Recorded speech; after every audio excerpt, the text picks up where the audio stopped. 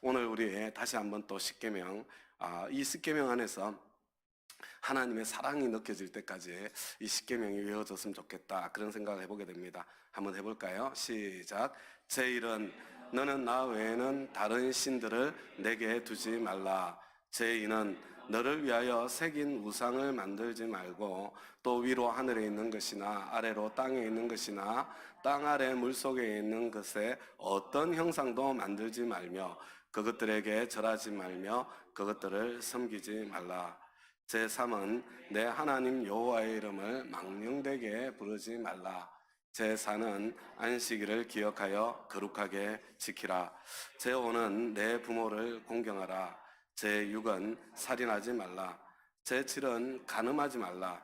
제8은 도둑질하지 말라. 제9는 내 이웃에 대하여 거짓 증거하지 말라. 제10은 내 이웃의 집을 탐내지 말라. 자, 이제 오늘 본문의 말씀 출애굽기 20장 14절 말씀 다 같이 한번 읽겠습니다. 시작. 간음하지 말라. 오늘 설교 준비하기가 너무나 힘이 들었습니다. 이게 짧은 시간에 십계명 한 절 한 절을 다 설명하기가 쉬운 일이 아닌데 제 7계명은 설명하기가 더 힘이 들었습니다. 죄송스럽게도 아직도 제대로 준비된 것 같지 않은 그런 불편한 마음이 있습니다. 그래서 좀 깁니다. 그렇지만 우리 길매도 불구하고 아쉬움이 많이 남는 그런 상황. 그렇지만 오늘 준비된 만큼 함께 나누고 앞으로 계속해서 함께 이 계명에 대해서 우리 고민하고 하나님 앞에 나아갈 수 있었으면 좋겠습니다. 어제 제6계명처럼 살인하지 말라는 명령처럼 간음하지 말라, 너무나 간단한 명령입니다. 과거에는 이것이 간단하면서도 당연한 명령이었는데 지금 이 시대는 이것이 정말로 당연한가? 라는 그런 질문을 공공연히 여기저기에서 던지고 있는 것 같습니다. 내가 좋아서 하는 건데 그게 뭐 어땠다고?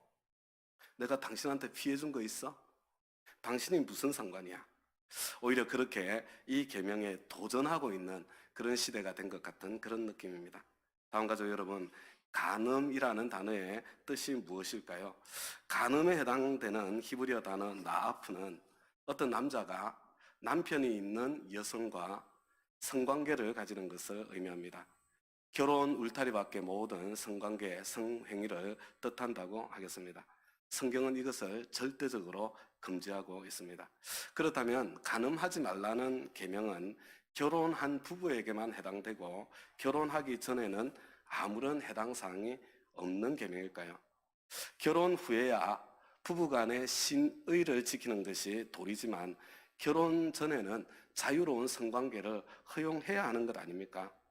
혼전순결, 지금 이 시대에도 꼭 지켜야 하는 것입니까? 서로 사랑한다면, 그래서 결혼을 약속한 관계라면 결혼 전이라도 성관계를 즐길 수 있는 것 당연한 것 아닙니까? 꼭 결혼을 약속하지 않았다고 하더라도 다른 사람에게 피해를 끼치는 것도 아니고 내가 좋아서 하는 건데 그게 뭐가 문제가 됩니까? 제가 그렇게 주장하고 있다고 생각하시면 안 돼요. 동성 간의 성관계, 동성애가 도대체 뭐가 나쁘다는 겁니까? 요즘 젊은이들은 그렇게 주장하고 싶고 또 그렇게 외치고 싶어 하는 것 같습니다. 실제로 그렇게 외치는 시대입니다. 누군가가 혼전순결 꼭 지켜야 된다, 동성애는 죄다, 이런 이야기를 하면 마치 시대에 뒤떨어진 꼰대를 만난 것처럼, 무슨 달나라 외계인이나 만난 것처럼 황당해합니다.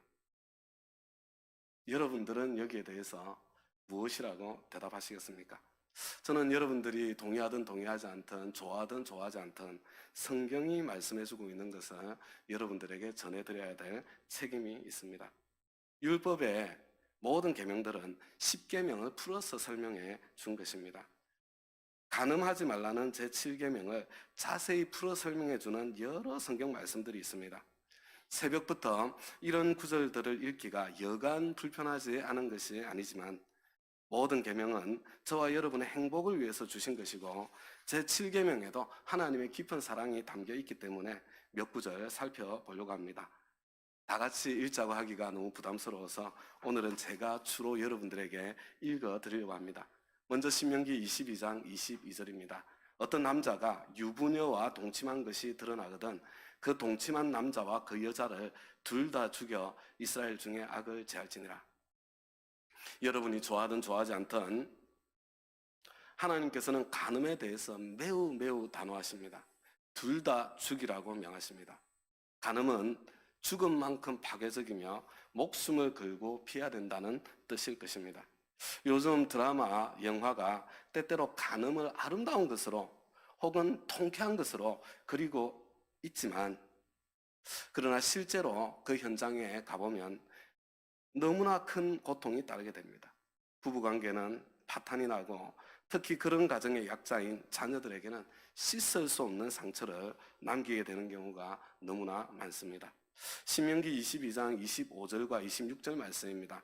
만일 남자가 어떤 약혼한 처녀를 들에서 만나서 강간하였으면 그 강간한 남자만 죽일 것이요 처녀에게는 아무것도 행하지 말 것은 처녀에게는 죽일 죄가 없음이라. 이 일은 사람이 일어나 그 이웃을 쳐 죽인 것과 같은 것이라. 강간을 당한 것은 결혼 밖의 성관계이기는 하지만 제7계명을 범한 것은 아니라고 말씀해주고 있습니다. 그것은 본인의 잘못이 아닙니다.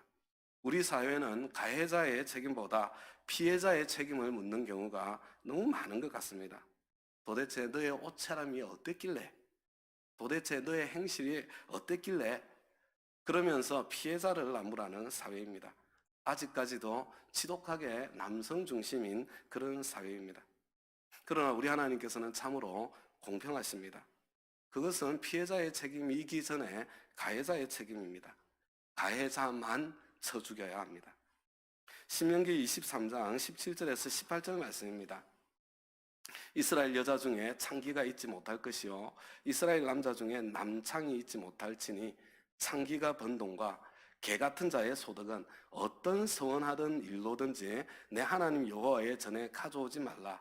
이 둘은 다 내 하나님 여호와께 가증한 것임이니라. 성매매를 하는 것은 이성간이든 동성간이든 하나님께 가증스럽다고 말씀하십니다. 성매매를 하는 것 역시 간음죄를 짓는 것입니다. 성은 매매의 대상이 될 수 없습니다. 특히 동성애와 연관된 남창을 성경은 개 같은 자라고 표현하고 있습니다. 개를 좋아하시는 분들에게는 상처가 될 수도 있겠지만 성경이 얼마나 동성애를 더럽게 여기는지 그것을 저와 여러분들이 보고 느낄 수 있으시기 바랍니다. 신명기 27장 20절에서 22절까지 말씀입니다. 그의 아버지의 아내와 동침하는 자는 그의 아버지의 하체를 드러냈으니 저주를 받을 것이라 할 것이요 모든 백성은 아멘 할지니라. 짐승과 교합하는 모든 자는 저주를 받을 것이라 할 것이요 모든 백성은 아멘 할지니라. 그의 자매 곧 그 아버지의 딸이나 어머니의 딸과 동침하는 자는 저주를 받을 것이라 할 것이요 모든 백성은 아멘 할지니라. 장모와 동침하는 자는 저주를 받을 것이라 할 것이요 모든 백성은 아멘 할지니라. 어떤 종류의 근친 상간이든지 근친 상간은 저주받을 일입니다. 하나님께서는 매우 매우 싫어하시는 일입니다. 간음하지 말라는 제7계명을 어기는 것입니다. 짐승과 관계를 맺는 것도 마찬가지입니다. 저주받을 일이고 하나님께서 미워하시는 일입니다. 간음죄의 한 종류입니다. 여러분들 가운데는 세상에 이런 일도 일어나고 있는가 이렇게 생각할 수 있는데요. 이런 일이 그냥 자연스럽게 자행되던 시대도 있었고 지금 이 세상도 그 길을 향해서 가고 있다는 것을 볼 수 있으셔야 합니다. 레위기 20장 13절 말씀입니다.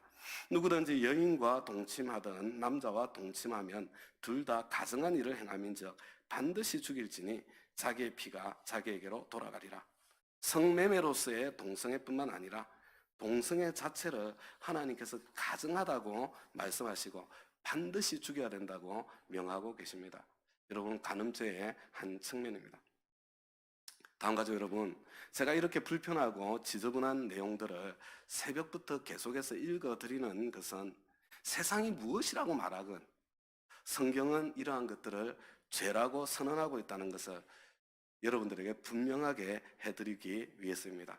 과거 소돔 고모라 땅 그리고 가나안 땅에는 위와 같은 성적인 분란이 온 세상에 가득했고 성경은 하나님께서 바로 그것 때문에 물론 그것만은 아니지만 이 성적인 문화는 폭력과 반드시 연결되게 되어 있습니다. 그 땅을 진멸했다고 말씀해 주고 계십니다. 예수님 당시 로마와 주변 세계는 지금보다 더 성적으로 문란했습니다. 그런 시대 상황 속에서도 예수님의 복음이 힘있게 전파된 것은 기독교인들이 세상과 다른 차별된 삶을 살았기 때문입니다. 이혼, 간음, 낙태, 동성애가 당연한 것으로 받아들여지던 그런 문화 속에서 기독교인들은 거룩한 삶을 고집했습니다. 미혼들은 혼전 순결을 지켰고 부부들은 정절을 지켰습니다. 딸이 태어나면 갖다 버리는 그런 관행 속에서 크리스천들은 하나님이 주신 생명이라고 해서 낳아서 키웠습니다. 전염병이 돌면 잘 사는 사람들은 교회로 도망을 쳤지만 크리스천들은 남아서 아픈 사람들을 돌보았습니다.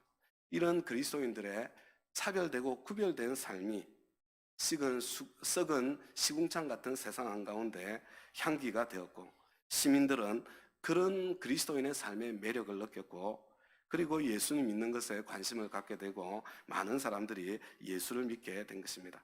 오늘날 기독교가 힘을 잃게 되고 조롱을 당하게 된 것은 근본적으로 기독교인들이 세속화에 물들어 세상과 구별된 차별화된 삶을 살고 있지 않기 때문입니다.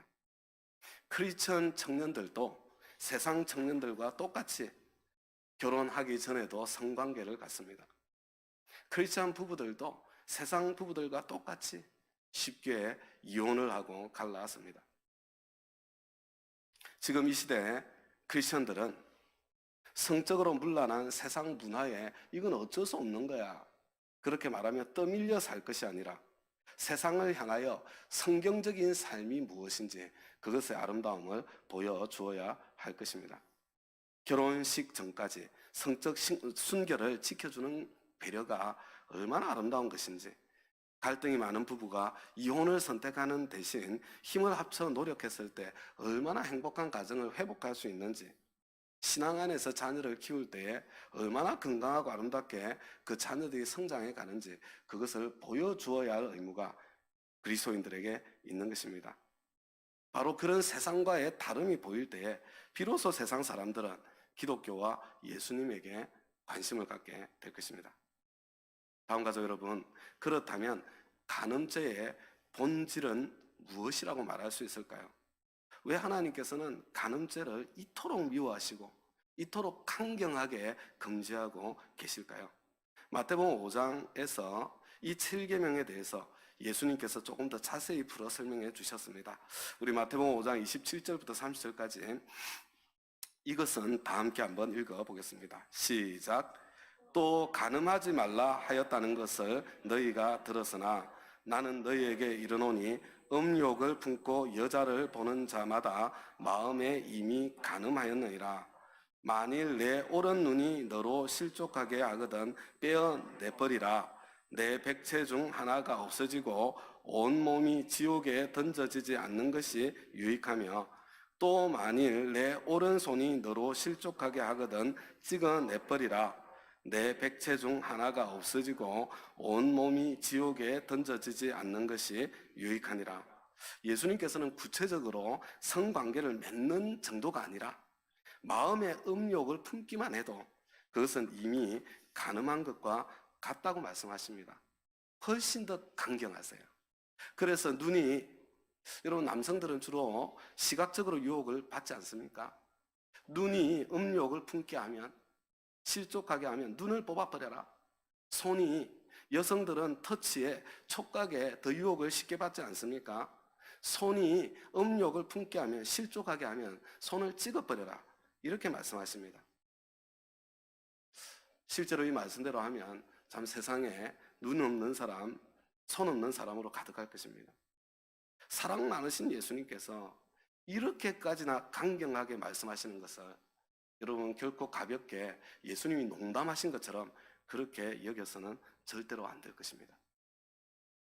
간음은 그토록 심각한 죄이고 목숨을 걸고 피해야 한다고 말씀해주고 있는 것입니다.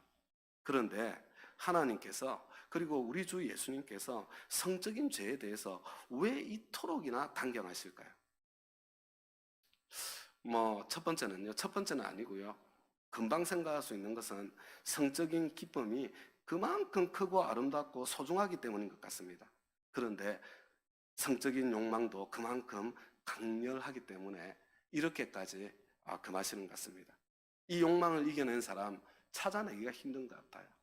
겨우 요셉 한 사람 밖에 없는 것 아닌가 그런 생각이 들 때도 있습니다. 천하의 다윗조차도 이 욕망 앞에 속절없이 실패하고 무너져 버리는 것을 보게 됩니다. 성적인 기쁨은 더러운 것이 아니라 하나님께서 주신 아름다운 선물입니다. 그러나 그것은 오직 부부 관계 안에서만 누리도록 하나님께서 허락하셨습니다. 그만큼 소중한 것이기 때문입니다. 부부의 울타리를 벗어나면 그만큼 파괴적이기 때문에 그렇습니다. 그렇다면 간음의 본질은 무엇일까? 사람마다 여러 가지 이야기를 할 수 있을 텐데 오늘 저는 두 가지만 말씀드리고 싶습니다. 간음의 본질은 첫째로 부부 간의 언약을 깨트리는 것, 신뢰 관계를 저버리는 것이라고 생각합니다. 그래서 결과적으로 결혼을 파괴하는 것입니다. 신뢰는 사랑의 기초입니다. 신뢰가 깨지면 사랑도 설 자리를 잃고 반드시 무너지게 되어 있습니다. 여기에 저와 여러분을 향한 하나님의 사랑도 함께 담겨 있는 것 같습니다. 하나님께서는 당신과 우리와의 관계를 부부 관계로 계속 비유하십니다. 당신을 남편으로, 교회를 아내로 비유하십니다. 그리고 우리가 주님 외에 다른 신들을 섬길 때 그것이 얼마나 심각한 죄인지를 간음이라는 표현, 음행이라는 표현으로 저와 여러분에게 계속해서 전달해주고 계십니다. 신실하신 우리 주님께서는 저와 여러분을 향해서 결코 간음의 죄, 음행의 죄를 짓지 않으신다는 선언이죠. 저와 여러분이 우주의 중심인 것처럼 신실하게 끝까지 저와 여러분만 사랑하시고요. 그리고 저와 여러분에게 허락하신 약속, 그 언약은 무슨 일이 있어도 깨뜨리지 않고 반드시 지키시는 하나님이십니다. 그리고 그와 동일한 신실함을, 그와 동일한 사랑을 저와 여러분에게 요구하고 계신 거죠. 여러분, 그것이 제1계명 아닙니까? 간음이 언약과 관련되어 있고 언약을 깨트리는 신의를 저버리는 것이 간음의 본질이라면 결혼하여 언약을 세우기 전에는 내 마음대로 해도 되는 것 아닌가 하는 그런 생각이 들 수 있습니다. 결혼 전에는 자유롭게 성적인 즐거움을 누리다가 어떤 사람이 나하고 제일 잘 맞는 사람인지 찾아보다가 바로 그 한 사람을 만나서 결혼하고 언약을 세운 후부터 그때부터 신실함을 지키면 되는 것 아닌가 그렇게 말할 수 있을 것입니다. 그러나 여러분 한번 솔직하게 한번 자기 자신에게 정직하게 한번 생각해 보시고 이야기해 보시기 바랍니다. 제가 정말 죄송한 말씀인데 나중에 여러분들이 배우자를 만날 때 성적으로 경험이 많은 사람 만나고 싶으세요? 여러분의 그 배우자가 된 사람이 내가 이 남자 저 남자 참 수없이 만나봤는데 그 중에 당신이 최고야. 그런 사람 만나고 싶으세요? 내가 이 여자 저 여자 수없이 겪어봤는데 그 중에 당신이 최고야. 이런 남자 만나고 싶으세요? 그런 사람 정말로 만나도 되겠습니까? 그런 배우자를 존중할 수 있겠어요? 간음을 피하는 것은 미래에 내가 만나게 될 내 배우자에 대한 신실함이고 그리고 예의입니다. 저는 간음의 본질을 둘째로 자신의 쾌락을 위해서 상대방을 이용하는 것이라고 생각합니다. 성적인 욕망은 하나님께서 주신 건강하고 아름다운 것입니다. 그러나 그것을 이기적으로 채우려고 하면 항상 상대방을 이용하게 되어 있습니다. 사람을 사랑의 대상이 아니라 이용 대상으로 삼게 되면 관계가 무너집니다. 쾌락을 위해서 짐승까지 이용하는 것은 생명에 대한 모독입니다. 하물며 쾌락을 위해서 하나님의 형상인 사람까지 이용한다는 것은 하나님에 대한 멸시라고 생각해 봅니다. 그런데 타락한 인간은 지독하게도 이기적입니다. 우리는 결혼조차도 이용할 상대를 찾는 경우가 거의 대부분입니다. 누구를 만나야 내가 횡재하게 될까? 누구를 만나야 나에게 돈을 더 잘 벌어다 줄까? 누구를 만나야 나를 위해서 살림을 더 잘 해줄까? 누구를 만나야 우리 부모님을 더 잘 보살펴 줄까? 여러분, 근본적인 있잖아요. 그 우리 내면 안에 사랑이라는 이름으로 포장된, 그렇지만 실제로는 이용해 먹으려고 하는 그런 마음이 깔려 있는 것을 보게 되는 것입니다.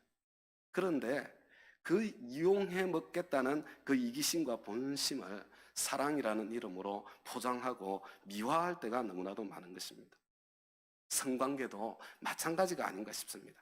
심히 부패하고 더러운 것이 사람의 마음입니다. 서로 사랑해서 성관계를 가지는 것이라면 그것은 상대방을 이용하는 것이 아니라 아니지 않는가, 그렇게 주장할 수도 있겠습니다. 그러나 정말로 솔직하게 생각해 보시기 바랍니다. 남성들에게는 멈출 수 없는 욕망 때문에, 내가 중간에 멈출 수 없는 욕망 때문일 경우가 너무나 많고, 여성들에게는 혹시 성관계를 거절했다가 이 괜찮은 사람 놓치는 것 아닐까 하는 두려움이 배경이 될 때가 얼마나 많습니까? 남자의 성을 조금도 이해하지 못하기 때문에 여성들이 그런 어처구니 없는 선택을 하게 되는 것 같습니다. 여러분, 공부해야 돼요, 공부. 서로 사랑하고 결혼을 약속했고 어차피 결혼할 사이인데 미리 성관계를 가지는 것이 뭐가 잘못됐나? 다음 가족 여러분, 우리는 내일 일을 알지 못합니다. 미래는 내 손에 달린 것이 아니라 하나님 손에 달렸습니다. 하나님 자리에 앉는 교만입니다. 끝까지 기다리며 상대방을 지켜주고 보호해주는 것이, 그것이 진짜 사랑 아니겠어요? 당장의 내 욕망을 채우기 위해서 이용하는 것이 아니라. 이 쾌락이라는 것은요, 정말로 이상한 것이어서 점점 더 강한 것을 추구합니다. 점점 더 자극적인 것을 추구합니다. 그래서 한번 문을 열게 되면 점점 대담해져서, 그래서 점점 대담해서 가다 보니까 결국에는 근친상간도, 동성애도, 수간도 일어나게 되는 것 같습니다. 여러분, 우리 청소년들의 문화에는요, 이런 것들을 로망으로 삼고 이런 것들을 미화하는 문화가 얼마나 많이 퍼져 있는지 몰라요. 폭력적인 성착취, 성도착에까지 번지게 되는 것을 보게 됩니다. 결혼 밖에서 성을 누리고 즐기는 것은 아무리 죄가 아니라고 그렇게 이성적으로 말하고 외쳐도 이상하게도 실제로는 한번 해보면 설명할 수 없는 죄책감이 밀려오는 것을 느낍니다. 영적으로도 힘을 잃게 됩니다. 여러분, N번방, 우리 박사방 사건 중심에 있는 조주빈이 경찰에 체포되면서 한 말이 너무나도 인상적이었습니다. 악마적인 삶에서 건져주셔서 감사합니다. 악마적인 삶을 멈추게 해주셔서 감사합니다. 깊은 죄책감 가운데 허덕이고 있으면서도 그것에 포로가 되어서 스스로 멈출 수 없었던 자기 그 절망에 대한 고백이고 하소연 아니었겠습니까? 다음 가족 여러분, 저와 여러분이 간음죄를 짓지 않으려면 어떻게 해야 될까요? 정말로 그것이 가능하니라 한 것입니까? 제가 한편으로는 여러분들에게, 특히 우리 청년들에게 죄책감만 심어주고 끝나는 것 아닌가, 이런 생각이 들어서 너무 안타까웠고, 또 한편으로는 여러분들에게 패배감, 좌절감만 심어주는 것이 아닌가, 그래서 설교하기가 너무나도 힘이 들었습니다. 목사인 제가 실패를 미리 전제하고 말씀드리는 것이 너무나도 죄송하고 부끄럽지만, 제가 먼저 말씀드리고 싶은 것, 지금까지 실패하고 넘어져 왔다고 하더라도 너무 자책하지 마시기 바랍니다. 제가 보니까 패배감보다는 과도한 죄책감이 인생을 더 파괴하는 것 같습니다. 그래서 과도한 죄책감에서 먼저 벗어날 수 있기를 부탁드립니다. 그 다음에 패배감을 극복하시기 바랍니다. 천하의 다윗도 실패하고 무너지고 말았습니다. 그래서 저와 여러분에게는 너무나 예수님의 십자가가 필요합니다. 남편이 5번 바뀐 사마리아 여인조차도 우리 주님께서는 사랑하셨으며 구원의 길을 열어주시지 않았습니까? 그런 전제 아래서 여러분 패배감에 짓눌려 있지 않으시길 바랍니다.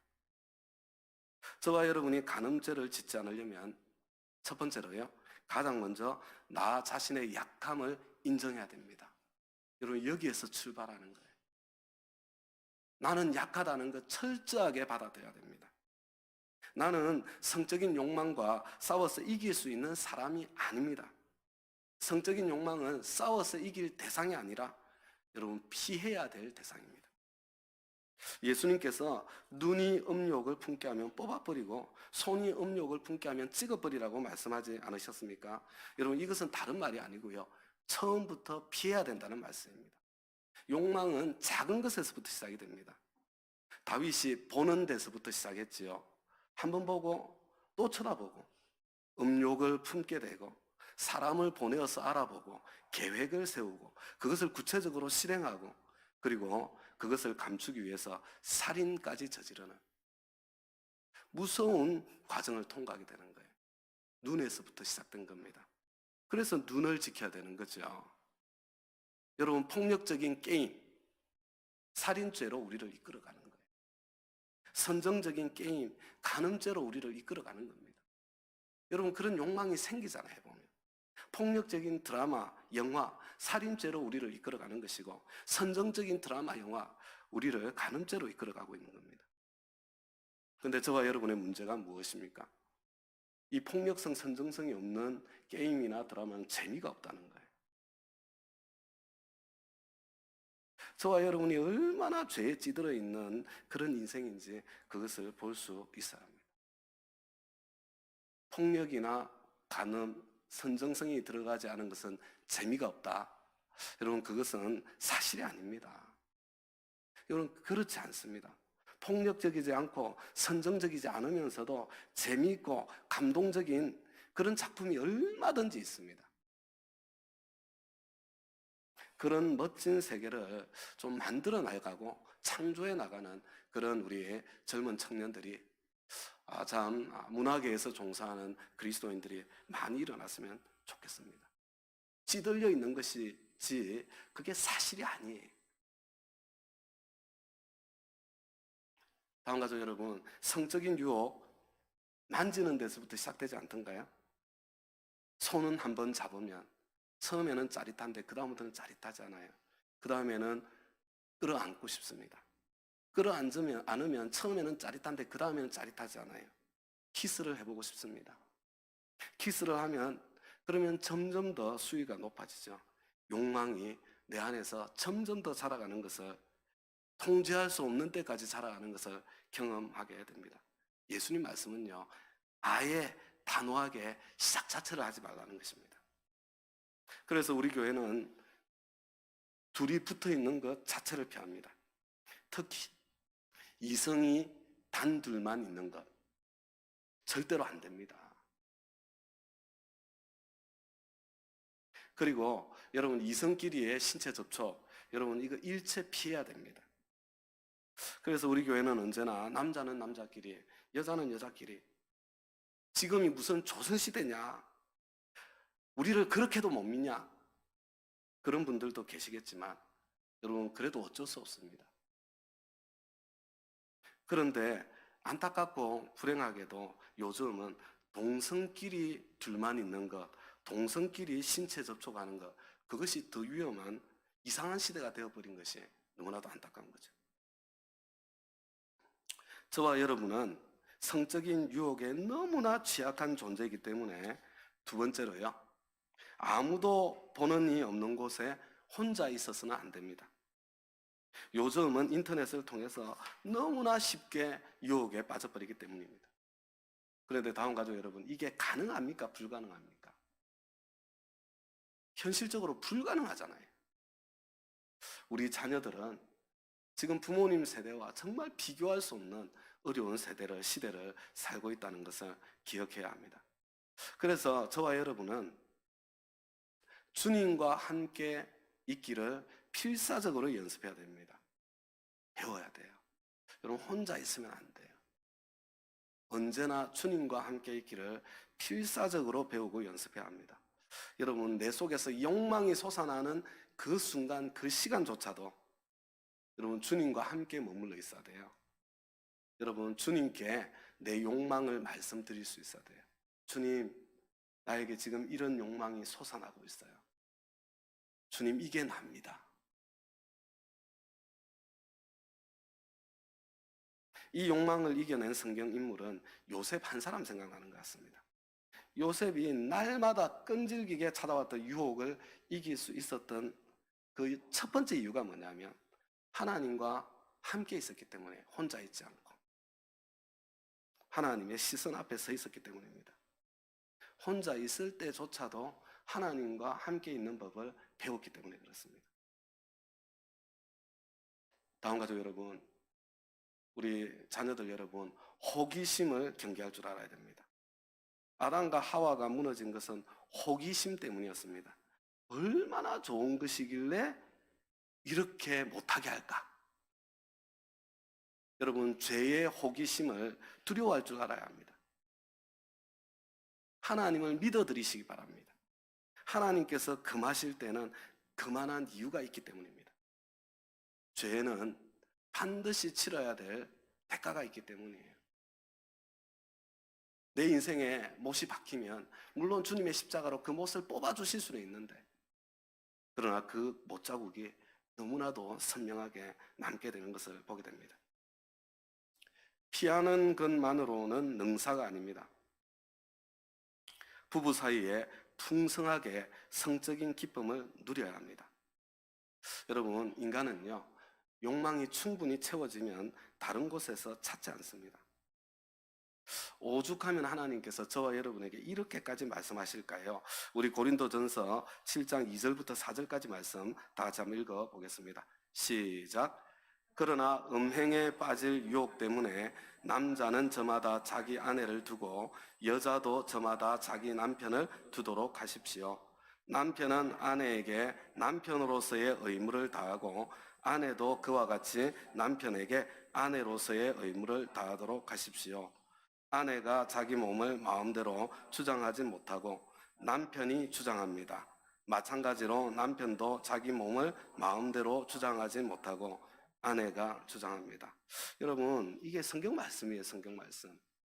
우리 인간의 약함을 서로 배려해서 성생활에 대한 배우자의 요구를 거절해서는 안 된다는 거예요. 여러분, 이 성적인 기쁨이요, 하나님께서 주신 선물이에요. 더러운 것이 아닙니다. 함께 더 잘 누리기 위해서 최선의 노력을 기울여야 합니다. 만약에 여러분 정기적인 어떤 성적인 관계가 없다면요, 회개하셔야 돼요. 여러분, 내가 이렇게 결정하는 게 아니고요, 배우자가 결정하는 겁니다. 거절해서는 안 돼요. 그리고 결혼하기 전이라면 독신으로 지낼 수 있으면 좋은 일이지만 욕망이 타오르면 빨리 결혼하는 것이 좋습니다. 신성한 결혼을 성적인 욕망을 채우는 통로로 모독하는 것처럼 느끼시는 분들도 있으실 텐데요. 여러분, 이것은 제 이야기가 아니에요. 성경이 그렇게 말씀하고 있습니다. 고린도전서 7장 8절과 9절 말씀 함께 한번 읽어보겠습니다. 시작. 결혼하지 않은 남자들과 과부들에게 말합니다. 나처럼 그냥 지내는 것이 그들에게 좋습니다. 그러나 절제할 수 없거든 결혼하십시오. 욕정에 불타는 것보다는 결혼하는 편이 낫습니다. 여러분, 우리 자녀들이요, 이렇게 좀 배려해 주시고요. 저는 그래서 우리 교회 청년들은 빨리 결혼해야 된다고 생각합니다. 그게 서로에게 훨씬 더 유익한 일이다. 좀 경제적으로 좀 덜 준비돼도 하나님 신뢰하고 빨리 결혼해서 둘이서 함께 경제적인 기반도 만들어가고, 그리고 또 참 그리스도인의 행복한 가정을 펼쳐가고 이루어가는 것, 하나님께서 저는 도와주실 것이라고 믿습니다. 그리고 혈기왕성한 청소년, 청년의 때를 위해서는 건강하고 좋은 모임이 많이 필요합니다. 목장 모임, 여러분 시간 낭비하는 거 아니에요. 공부해야 될 때. 건전한 취미 활동 모임, 스포츠 모임, 여러분 특별히 남자아이들에게는요, 여러분 공부해야 되는데 시간 낭비도 아니에요. 그럼 오히려 우리 소중한 자녀들을 지켜주는 소중한 통로가 될 거예요. 이거는 시간이 많이 갔지만 요즘은 이제 아이들이 남자 아이들, 여자 아이들 성적 차이가 많이 나잖아요. 요즘은 이제 이 사람을 이제 뽑는데 시험을 보면 진짜 성적이 좋은 그룹은 여자아이들이 대부분을 차지하잖아요. 근데 이제 그것에 대해서 이렇게 분석한 내용 중에 하나가 뭐냐면 이게 생리적으로 그렇대요. 이게 남자아이들이 여자아이들보다 그 청소년 때에 폭력적인 것과 선정적인 것에 훨씬 더 민감하게 반응하고 유혹을 받는 됩니다. 실제로. 그러니까 이제 게임들이 주로 폭력적이고 선정적이잖아요. 그래서 거기에 빠져서 보내는 시간이 많기 때문에 상대적으로 공부하기가 더 힘든 그런 시대를 살고 있고, 그것 때문에 그렇다는 이야기 이렇게 들었는데 굉장히 설득력이 있다는 그런 생각이 들었어요. 아무튼 제가 너무너무 아쉽지만 근데 시간은 너무 많이 가서 죄송한데요. 오늘은 여기까지만 하고 우리 계속해서 조금 더 고민하고 생각하면서 함께 이 영역에서도 승리할 수 있기를 바랍니다. 우리 세 가지 기도하고 개인 기도 시간 갖도록 하겠습니다. 우리 첫 번째 우리 좀 회개했으면 좋겠습니다. 여러분 이미 구체적으로 간음의 죄를 구체적인 그 성적인 죄를 지으신 분들 이미 많은 고통을 당하고 있으시죠? 이미 죄책감이 어떻게 할 수 없는 아니라고 아무리 떨쳐내고 싶어도 밀려오는 죄책감 있지 않습니까? 여러분 지나간 거 어떻게 하겠어요? 지나간 건 다 잘 된 겁니다. 지나간 건 내가 바꿀 수 없어요. 지금이라도 돌이키고 회개해야 됩니다. 이미 부부 관계 밖에서 성관계를 가지고 있으시다면 여러분 지금이라도 중단하셔야 돼요. 십자가 보혈로 덮으셔야 됩니다. 그 후유증은 남겠지만 그보다 더 나빠지지는 않을 거예요. 여러분 인터넷으로 몰래 포르노를 소비하는 것, 여러분 간음죄에 살인죄까지 짓는 것입니다. 폭력적이고 선정적인 게임이나 드라마나 영화를 즐기는 것, 여러분 성적인 유혹에 나를 열어주는 거예요. 마귀에게 나를 열어주고 있는 것입니다. 하나님께서 지금 당장에 이 세상을 심판해도 할 말이 없지 않습니까? 우리 이 시간에 하나님 앞에 주님 이것이 나입니다. 우리 하나님 앞에 솔직하게 내 모습을 좀 이렇게 고백하고요. 나의 무력함을, 내 마음속의 죄책감을, 불편함을 주님 앞에 좀 고백했으면 좋겠습니다. 다 같이 하나님 앞에